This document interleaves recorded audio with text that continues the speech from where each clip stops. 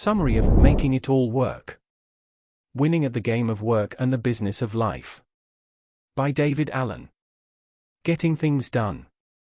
When you feel as if you have a million things to do and all of them are crying out for your attention, focusing on any one idea is very hard. You feel stressed, overwhelmed, and incompetent. The boiling, roiling mass of things on your mind makes it nearly impossible to focus and work efficiently. The Getting Things Done system, GTD, provides the tools you need to hone in and eliminate distractions. This organizational approach operates under the guiding belief that if you first decide how something affects you, and what you need to do about it, then you can process it if you have the right system. Once you implement a system you trust, nothing should tug at your consciousness, because all of your to-do items will be lined up tidily. The GTD approach's basic principle is, with a complete and current inventory of all your commitments, organized and reviewed in a systematic way, you can focus clearly, view your world from optimal angles and make trusted choices about what to do, and not do, at any moment. Using the GTD method according to a clear organizational structure will enable you to elevate your personal and professional life, control and perspective. You need two organizational elements to make it all work. The first is control, which you achieve in 5 stages, and the second is perspective, which you gain by evaluating different focus points, or horizons. Being in control and gaining perspective has several positive results: increased productivity, reduced stress, superior execution, clearer communication, enhanced creativity, and a better work-life balance.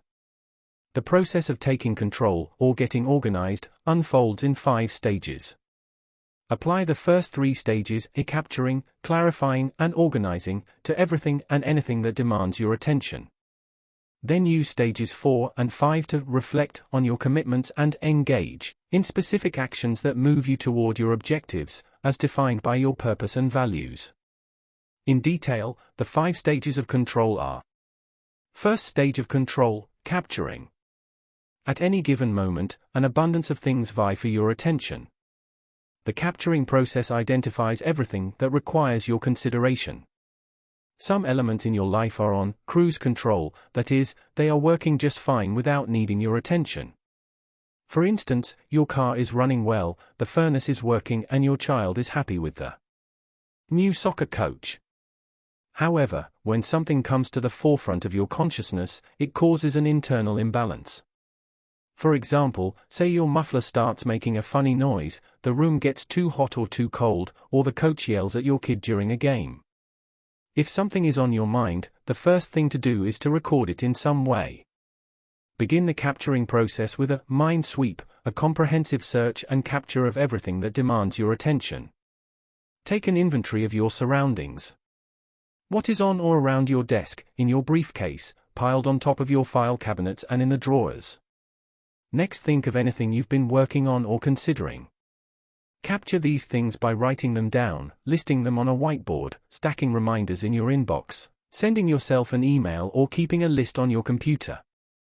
Once you've noted the obvious items, think of other things that tug at your consciousness. Use a series of perspective-setting horizons to focus your thinking. Start with projects, activities you can divide into action steps that lead to a clear conclusion. Do projects loom in the near future that you need to address, such as holiday shopping or finding an appropriate summer camp for your child? Then step back to broader concerns, like beginning an exercise regimen or reviewing your financial plan. From a higher horizon, consider your long-range plans. Try to envision how you engage with the world overall. A job change or death in the family might affect this vision. Finally, at the highest horizon, define the principles you live by and your ultimate purpose. Second stage, clarifying. The reason you underwent the mind sweep was to gather everything in your life that requires attention so that you can deal with it, rather than have it gnaw away at your subconscious. Now, what do you do with all of this stuff? Stuff is everything in the giant in-basket of your work and life. Physical stuff might include a miscellaneous collection of business cards, post-it notes, phone numbers hastily written on cocktail napkins, or articles you intend to read that are now at the bottom of the pile on your coffee table. Less tangible stuff could include unaddressed problems, unacknowledged aspirations, changing situations, or daunting future projects. Now decide how to interact with all your stuff. Sifting and sorting allow you to create a relationship with the information you have captured. The goal is to clean out your inbox, both physical and mental. To clarify the way you'll handle your stuff, you need to understand what each particular thing means to you. Once you have that understanding, organizing will come naturally. To define each item, determine if you can take action on it, that is, decide if you should do something about it. The only answers are yes and no. If you decide that something doesn't call for action, get rid of it, file it, or decide to address it later. Next, ask yourself to define the desired outcome of this process and to decide what your subsequent steps should be. These answers will enable you to transform ideas into projects you can act on and manage. Identifying the next step requires grounding your thoughts in reality. This demands time, energy, and an alignment of resources. Previously unacknowledged or unidentified thoughts, feelings, and concerns will come to the forefront. Third stage, organizing. Now that you have decided what things mean to you, file each commitment, project, or item in one of these 6 organizational categories. 1. Outcomes. Define your purpose to determine your goals. Write your operating principles, a vision statement declaring where you want to go in the long run, a list of a dozen or so umbrella objectives, a list of areas of focus, a life and work checklist. Of about 20 items, a list of current projects, 30 to 100 items, as noted in the 10,000. Foot perspective below, and a list of pending matters awaiting others' action. 2. Actions. This category includes your calendar and list of actions to take. The calendar is your most basic, useful organizational tool. It shows the hard landscape of your day, week, month, and year. Use it to track your appointments, to-do items, and time-specific activities. Your list of things to do as soon as possible fits in this category, and includes phone calls, email, filing, errands, and reviewing documents. 3. Incubating. This lists projects or ideas that you don't want to act on now.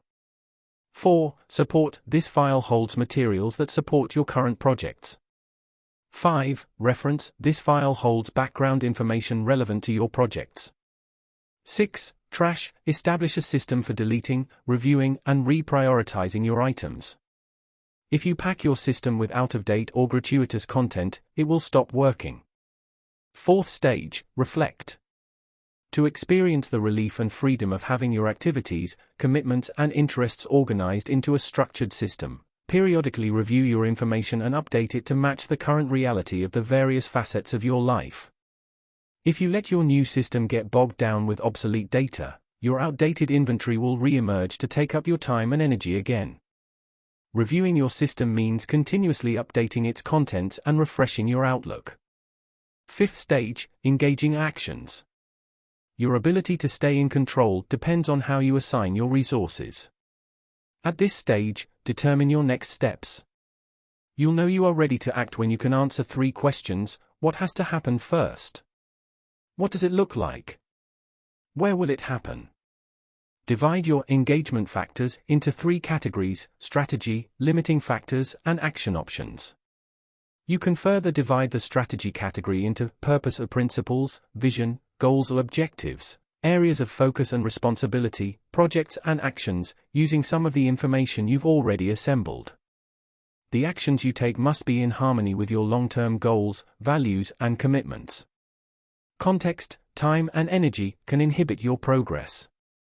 Try to frame your actions in a context that gives you the necessary tools in the right locations. For instance, if you have a long plane ride, you could work on your laptop, but you can't really make phone calls.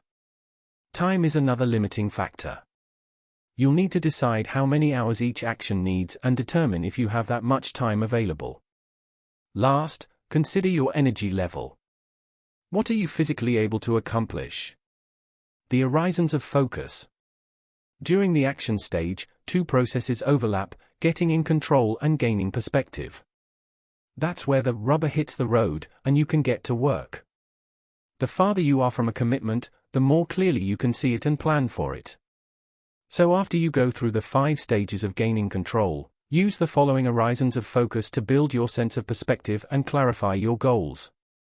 Perspective at 10,000 feet. The 10,000-foot perspective is a level higher than the action stage. The projects at this horizon have a timeline of 1 year or less. To administer the 10,000-foot horizon, list 30 to 100 projects you have underway.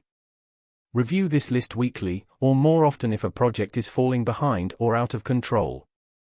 Conduct: get clear reviews to process new information, clean out old data and organize your work. Use get current reviews to catch up on events since the last review. Then you'll be able to do a get creative review, a process that will happen naturally when your mind is free of the clutter that was weighing it down. Perspective at 20,000 feet. At this horizon, ask yourself what projects you need to maintain in 10 to 15 areas of focus. For instance, at work you might be responsible for several different areas, such as product design, staff management, or quality control. On a personal level, you may want to consider your health, finances, or household needs. To handle these well, examine each increment or task. Ask yourself, why am I doing that? To stay on top of your areas of focus, create a checklist that you can review monthly. It can include such items as a job description, lifestyle checklist, organizational chart, or project component checklist. Perspective at 30,000 feet. At this level, your main question is, what do I want to achieve? Examples of 30,000-foot goals include sending your child to college, training for a marathon, or introducing a new product. List these longer-range goals. Revisit this at least once a year. Reassess your goals if your environment changes or if you are having trouble bringing them to fruition. Perspective at 40,000 feet. At the 40,000-foot horizon, consider your overall vision and focus on issues that have a multi-year impact, such as a career change or household move. Visit this reality by asking yourself, what do I want to be doing 5 years from now? Businesses often review their vision statements in annual planning and strategizing meetings.